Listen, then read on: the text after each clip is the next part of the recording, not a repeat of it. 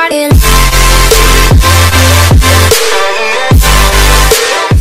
Salut tout le monde, j'espère que vous allez bien. Aujourd'hui je vous retrouve dans une nouvelle vidéo. Sur Instagram je vous ai demandé que vous m'envoyiez en privé vos problèmes de quelconque sorte et je vais essayer de vous aider. Donc j'ai sélectionné quelques petits problèmes.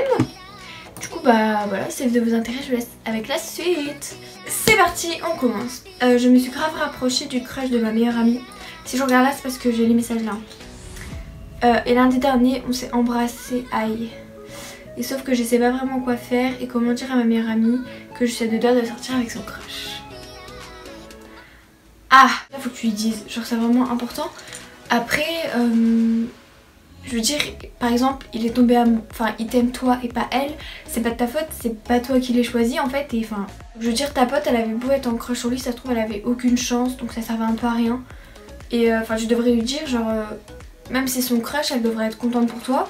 Toi par exemple t'as peur de lui dire, demande à ton copain ou crush de ta meilleure amie, je sais pas trop comment l'appeler. Demande tout simplement en fait au mec d'essayer d'en parler avec ta meilleure amie. Voilà, c'est le seul je pense qui pourra apaiser les tensions. Je sais pas si je t'ai vraiment aidé. Coucou, alors moi j'ai une question. Je suis en couple et ça fait un peu de temps mais on reste presque jamais ensemble parce qu'on est timides tous les deux. Et du coup on sait pas trop comment aller vers l'autre. Je pense qu'on a peur de se faire rejeter par l'autre. Mais par contre on se parle sans aucune gêne par message. Mais face à l'autre c'est pas le même délire. Alors déjà je vois pas pourquoi vous auriez peur que l'un rejette l'autre. Je reprends parce que ça a coupé, je suis désolée.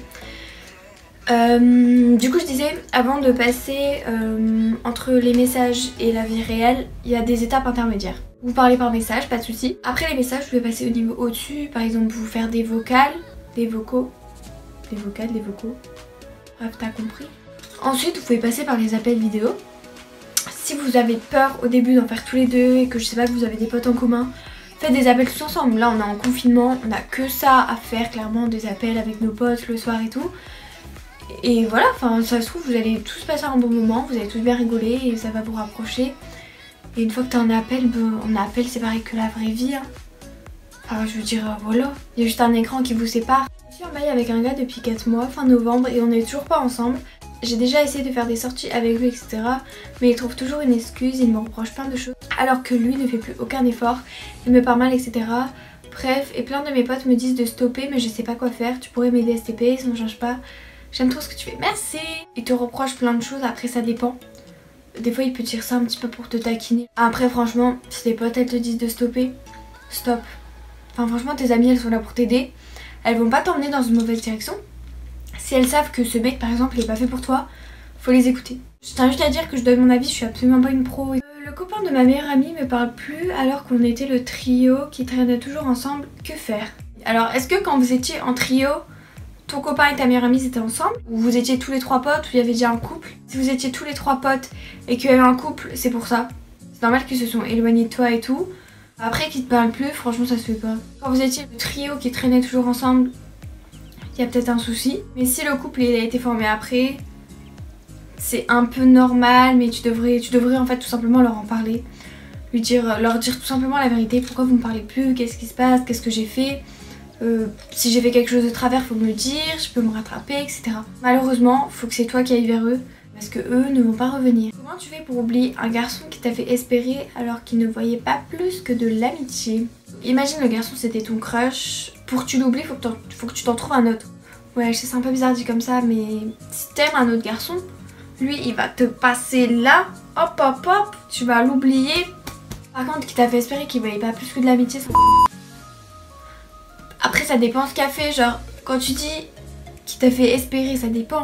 La meilleure façon de l'oublier ou sinon c'est au lieu de te dire ah putain il est beau, il est machin, il est gentil, faut tout le temps que tu lui trouves des défauts. On a tous des défauts et tous des qualités et faut vraiment que tu te mettes en tête ses défauts. Comme ça le mec limite il va un peu te dégoûter et t'arriveras à l'oublier. Mon voyage en Allemagne que j'attendais depuis archi longtemps, il est annulé à cause du coronavirus.